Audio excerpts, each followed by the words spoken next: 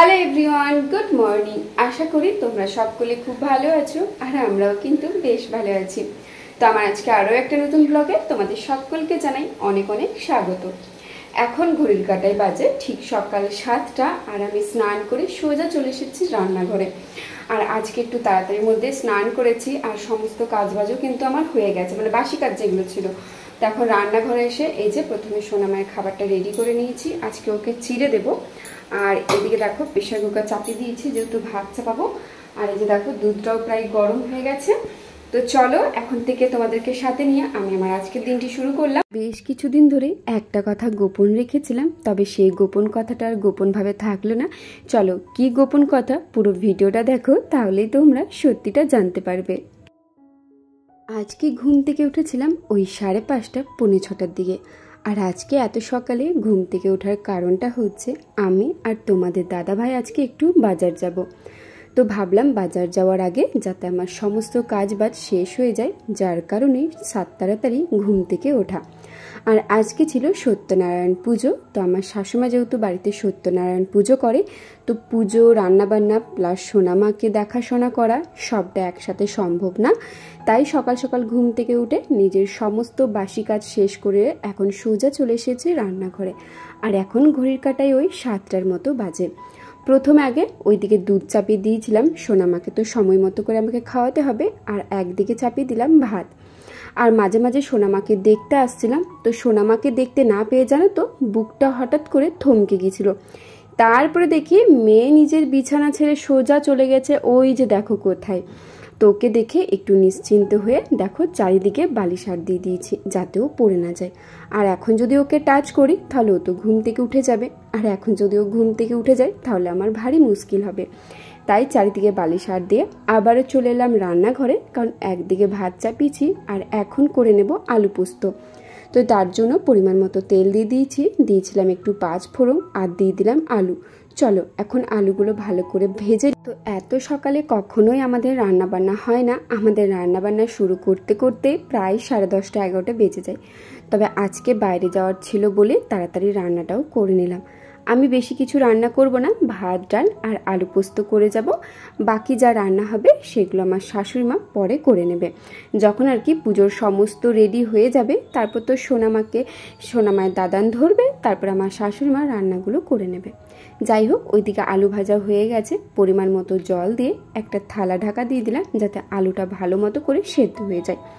আর সে সময় আমি চলে এসেছি পোস্ত বাটার জন্য। এখন পোস্তটা বেটে নেব। তো এখানে আমি পরিমাণ মতো পোস্ত নিয়েছি, সেই পোস্তটাই এখন বেটে নিচ্ছি। আগে পোস্ত হলে যেমন লঙ্কা দিতাম, এখন কিন্তু আর লঙ্কা দিই না, কারণ আমরা যা রান্না করি সেটাই সোনামা খায়। সোনামায়ের জন্য এক্সট্রা করে আর কিচ্ছু রান্না হয় না। তো যার জন্যই এখন আমাদের সমস্ত খাবারে লঙ্কা দেওয়া বন্ধ করে দিয়েছি।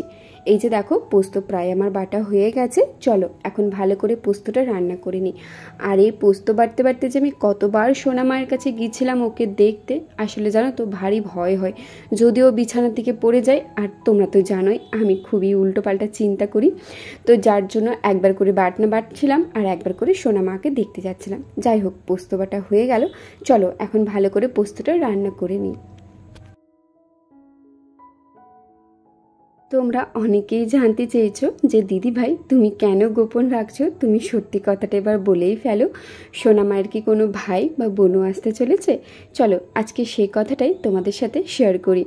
তো বেশ কিছুদিন আগে প্রায় 3-4টে ভিডিওতে আমি বলেছিলাম যে আমার শরীরের অবস্থা একদমই ভালো নেই, গা গোলাচ্ছে, মাথা ঘোরাচ্ছে, তারপরে তোমার বমি বমি পাচ্ছে, একদমই কিছু ভালো লাগছে না, শরীরে কোনো এনার্জি নেই।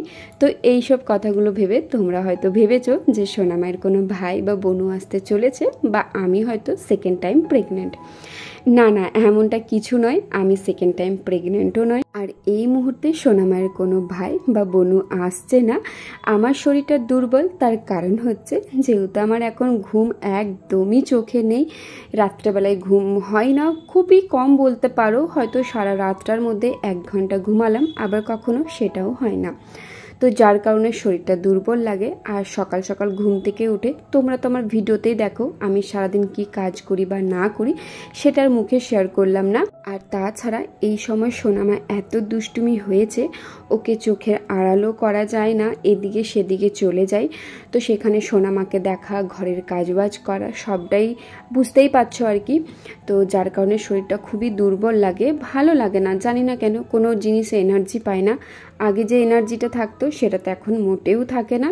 তো যার কারণে শরীরটা একটু কোথাও হলেও দুর্বল আছে। তো তার কারণে একটু গা ঝিমঝিম করে, কখনো কখনো আবার মেজাজ হারিয়ে ফেলি।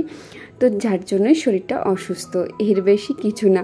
আর সোনামায়ের ভাই বা বনুক মানে আসবে না সেগুলো তো তোমরা পরেই দেখতে পাবে ভিডিওতে, এখন এইসব কথা বলে কোনো লাভ নেই।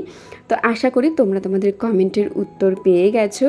আর এরপর এই কমেন্টটা আশা করি আমার ভিডিওতে আর আসবে না। তো যাই হোক, এইদিকে দেখো সমস্ত বাড়ির কাজবাজ সেরে খাওয়া দাওয়া করে এখন ঘড়িতে ওই 10:05 মতো বাজে। আমরা 10টার সময় বাড়ির থেকে বেরিয়েছিলাম, আমি আর তোমাদের দাদা ভাই।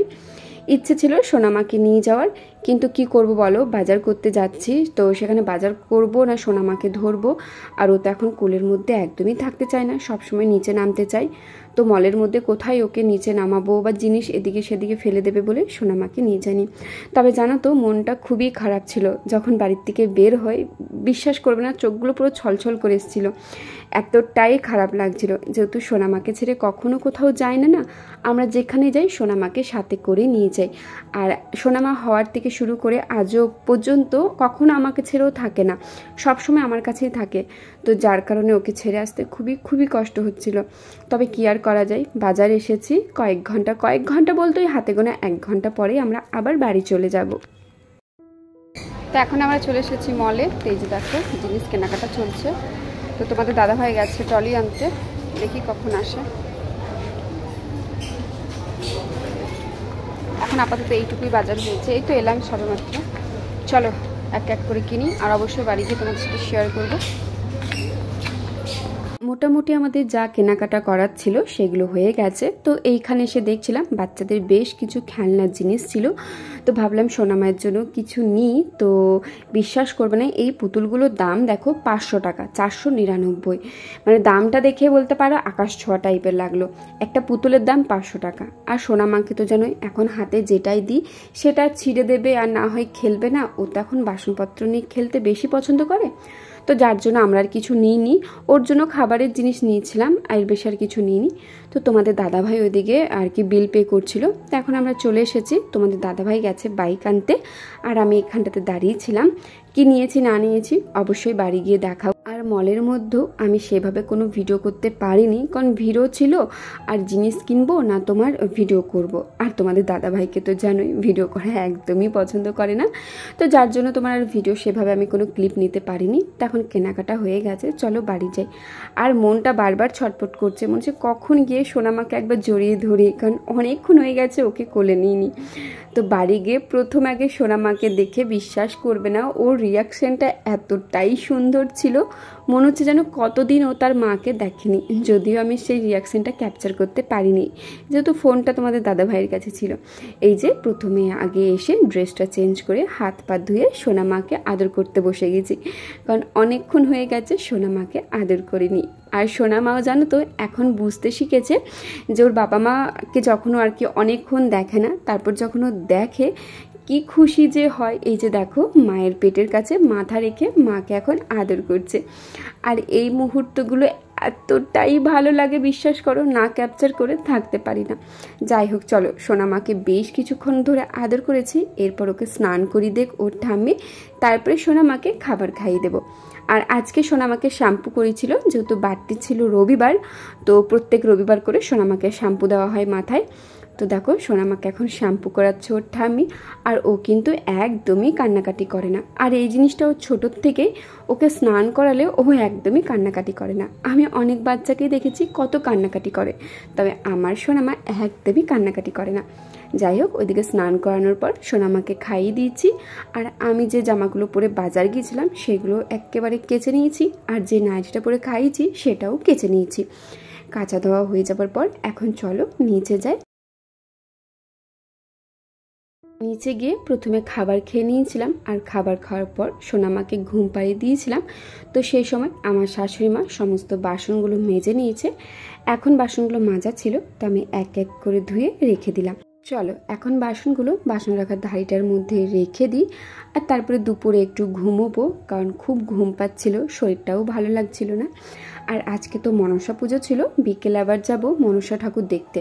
সাত তাড়াতাড়ি রান্নাটা আগে শেষ করতে হবে। চলো একবার তোমাদেরকে দেখিয়ে দিই বাজার থেকে আমরা কি কি নিয়ে এসেছি। তো একটা লেজের প্যাকেট নিয়েছিলাম, টমেটো সস নিয়েছিলাম, মটরটা ফ্রি পেয়েছিলাম, বাই ওয়ান গেট ওয়ান।